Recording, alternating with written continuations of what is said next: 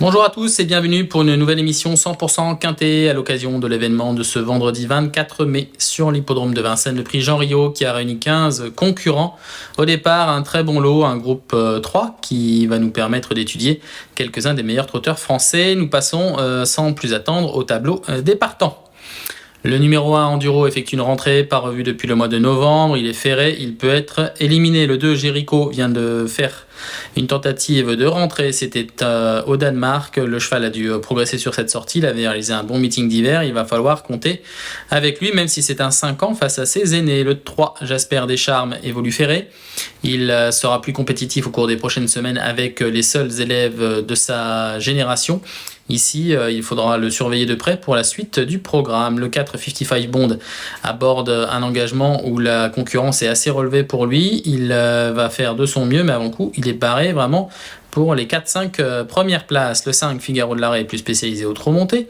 Il a effectué ici une course de transition avant de retourner sous la selle au mois de juin. Il aura des engagements à sa disposition. Le 6 Geisha Speed est gagnante de groupe 1 sous la selle. C'est une jument qui a également de bonnes capacités au trot attelé. Il faut se souvenir notamment de prestations dans les différents quintets, certes à un moindre niveau, mais ici, pieds nus, et le fait de changer un peu de spécialité peut lui faire le plus grand bien. Il faudra s'en méfier en fin de combinaison, comme le 7 Gamay de Liton qui lui dispose d'une première chance. Le cheval mérite d'être repris sur sa tentative de camp qu'il faut effacer.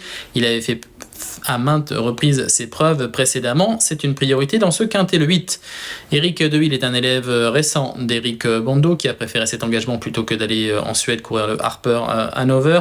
Eric Deville est un petit peu barré pour les toutes premières places, mais il peut se glisser à l'arrivée de ce quintet. Le 9 Gannet de Banville est un trotteur qui sera déféré des 4 pieds, ce qui n'a pas été le cas depuis cet hiver. Il cherche un petit peu sa course, en tout cas il tourne autour du pot et ses récentes tentatives sont meilleures qu'il n'y paraissent au niveau classement.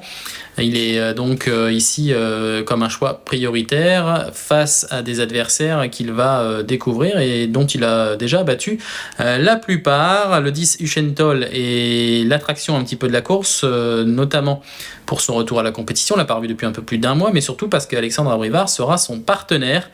Et Alexandre effectue son grand retour à la compétition après un accident de la circulation. Ce Uchentol a fait maintes reprises ses preuves, il vient de s'imposer, on le verra un petit peu plus tard, et il fait partie des bases solides de ce quintet. Le 11 Firecracker a retrouvé une seconde jeunesse depuis qu'il évolue en Suisse. Le cheval est irréprochable depuis le début de l'année, il revient à Vincennes, attention, il a eu des combats durs, c'est pas évident ici de le remettre en évidence. Le 12 Anadémol vient de se montrer fautive à Caen dans le prix des Ducs de Normandie. C'est une jument qui a montré quand même de très belles capacités au trot attelé, mais également au trot monté.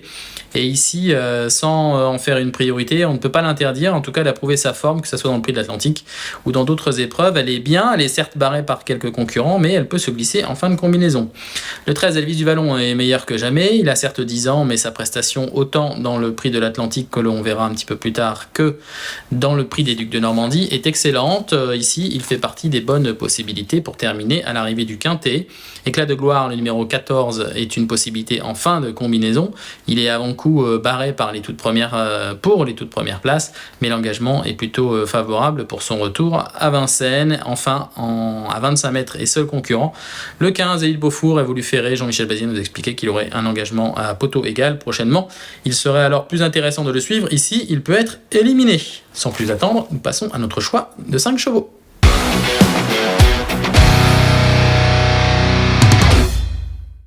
Et là, on débute notre sélection de 5 chevaux par un élève de Jean-Michel Bazir qui a fait ses preuves au plus haut niveau cet hiver. Au cours du meeting, c'est le 9 Gannet de Banville. Gannet de Banville, on va le revoir lors d'une course référence. C'était à Enghien, le prix de l'Atlantique, une course survolée par Orsi Dream, prochain candidat à l'élite Lopette dimanche.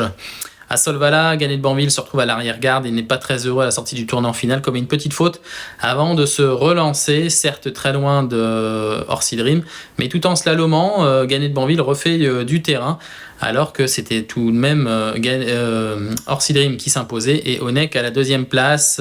Cette tentative est très bonne, on voit terminer de belle manière en dehors le numéro 13 qui portera dans ce quintet, c'est Elvis du Vallon qui vient arracher la troisième place.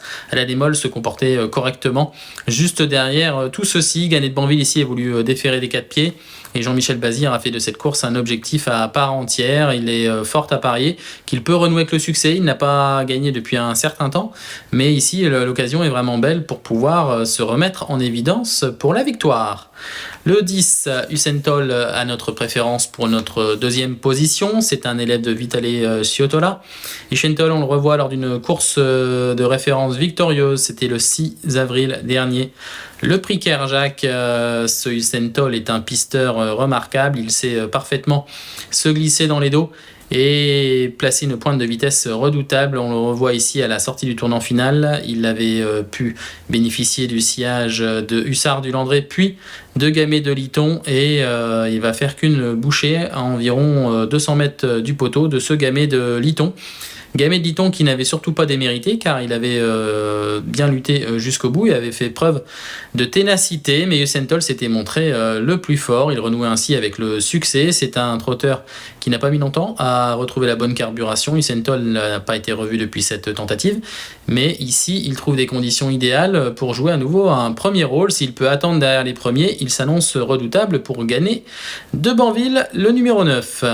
En troisième position, nous avons placé la ligne logique, le 7 Gamay de Liton que l'on revoit également lors d'une course de référence au printemps. Gamay de Liton se classait alors 4e, c'était le prix du Bois de Vincennes. Il avait pris la tête assez rapidement et il avait pu mener jusqu'en haut de la montée avant de se faire relayer et d'évoluer sur une troisième ligne. Ici, il ne peut inquiéter les premiers que sont la jument de Benjamin Goetz, Emeraude de B, mais également Orsi Dream qui se montrait supérieur et qui luttait bien dans la phase finale tous les deux ensemble.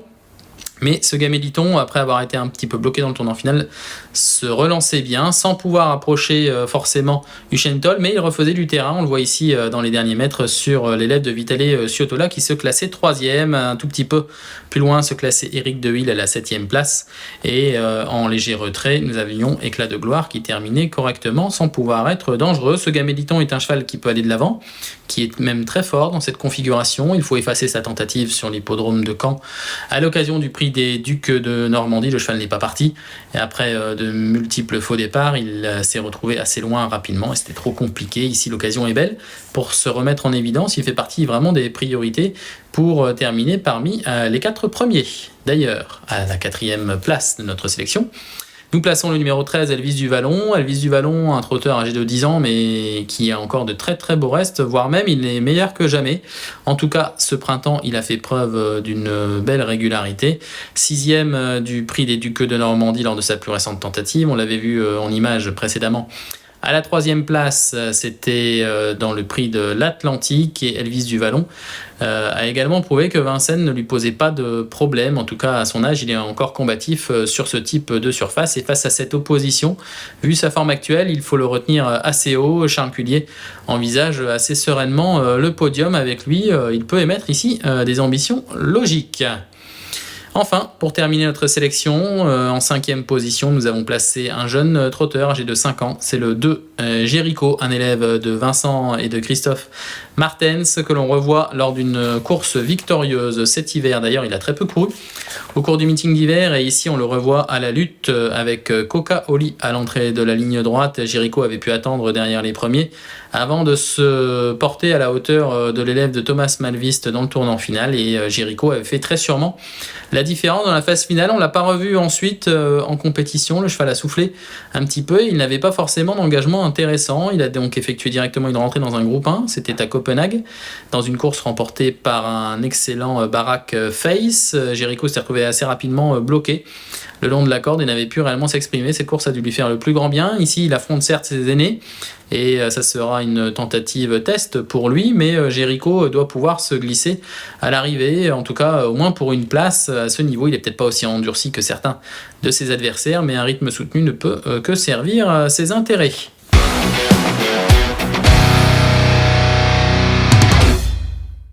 Il est temps de passer à notre récap de 5 chevaux. Nous avons placé en tête le numéro 9, Gagné de Banville, suivi du numéro 10, Usain Toll, que va retrouver Alexandre Abrivard, le 7, Gamay de Liton, en 3e position, devant le 13, Elvis du Vallon, et le 2, Jéricho, 5 ans, haut dans longue, dans ce prix Jean Riot. On ne va pas vous laisser partir sans évoquer la réunion de ce vendredi sur l'hippodrome de Vincennes. Et on va débuter dès la première course par le 116.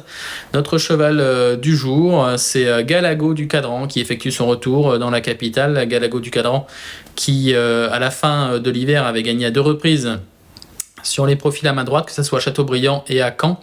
Avant de connaître un petit contretemps, le cheval a retrouvé toutes ses sensations. Sa dernière tentative, juste derrière Edic Gemma, est excellente sur l'hippodrome de Caen. Ici, il est déféré des 4 pieds, associé à Benjamin Rochard, cette fois car Gabriel Gelormini est retenu en Suède. Mais Galago du Cadran est idéalement placé au plafond des gains pour renouer avec le succès. C'est en tout cas la course visée par Florent Lamarre et le cheval a fait ses preuves à ce niveau de compétition aussi. Il apparaît comme une base très solide, le 116 Galago du Cadran. Il ne me reste plus qu'à vous souhaiter une bonne étude du Quintet, mais également de la réunion de ce vendredi 24 mai sur l'hippodrome de Vincennes et on vous dit à très bientôt.